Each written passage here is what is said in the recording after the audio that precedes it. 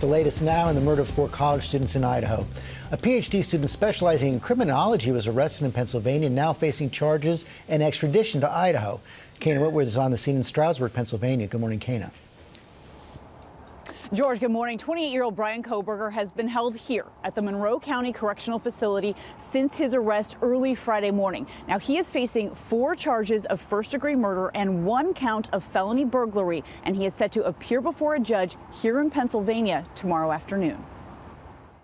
This morning, new details unfolding about the suspect in the gruesome murders of the 4 University of Idaho students. He was perfectly friendly, nice to be around, talked, he was a very intelligent person. Detectives arrested 28-year-old Bryan Christopher Kohberger in Albrightsville, Pennsylvania, on a warrant for murders of Ethan, Zana, Madison, and Kaylee.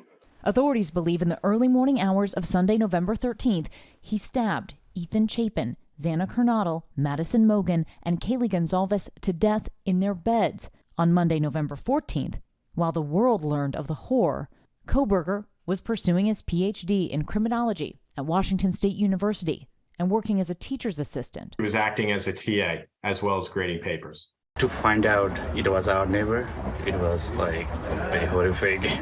And while Kohberger maintains his innocence, his apartment and office in Pullman, Washington, less than 10 miles from the crime scene, searched by police after his arrest some 2,500 miles away at his parents' home in the Poconos. His lawyer telling ABC News that Kohberger's father flew out to Washington State so the two could take part in a pre-planned father-son cross-country drive back to Pennsylvania for Christmas. Mr. Kohberger indicated that Bryan was acting normal and not out of character. They arrived in that white Hyundai Elantra on December 13th, exactly 1 month after the brutal stabbings. The white Elantra that we saw in some surveillance video, is that his white Elantra?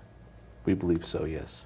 Law enforcement sources telling ABC News they used DNA technology and other tools to identify the suspect, tracking him through his vehicle, which is now in police custody being processed. I felt like I was in danger around him, Jack Bayless says he's known Kohberger since middle school. The two grew up together in Pennsylvania, where Kohberger is pictured in these high school yearbook photos. He's always, been kind of curious as to how the human mind works, I guess, and especially as it relates to crimes, to criminals.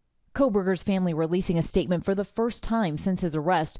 There are no words that can adequately express the sadness we feel, and we pray each day for them. We have fully cooperated with law enforcement agencies in an attempt to seek the truth and promote his presumption of innocence. Now, Chief Fry told me that within an hour of releasing his name, more than 400 tips poured in. Kohberger's lawyer says he plans to waive his extradition hearing tomorrow in hopes of quickly returning to Idaho.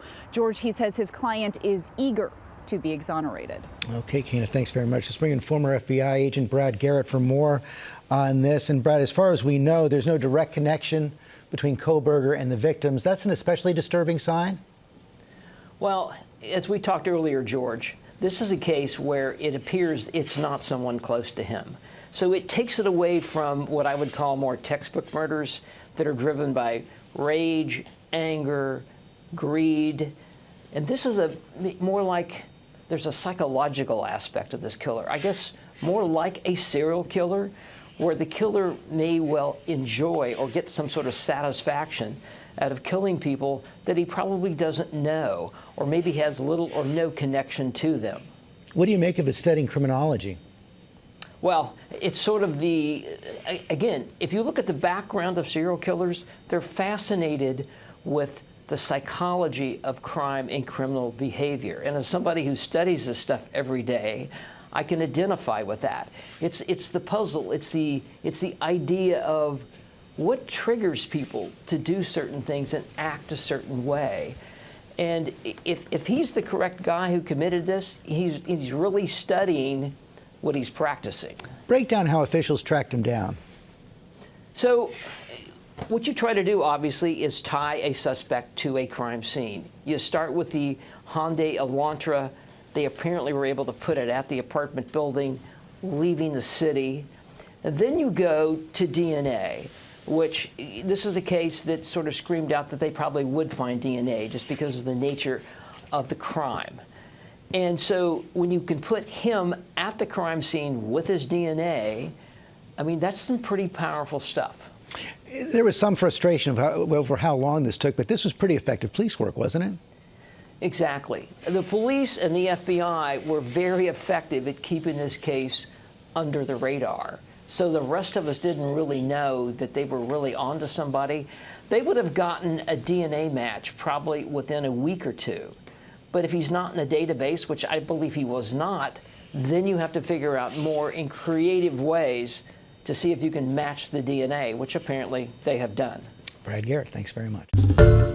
Hi, everyone. George Stephanopoulos here. Thanks for checking out the ABC News YouTube channel. If you'd like to get more videos, show highlights, and watch live event coverage, click on the right over here to subscribe to our channel. And don't forget to download the ABC News app for breaking news alerts. Thanks for watching.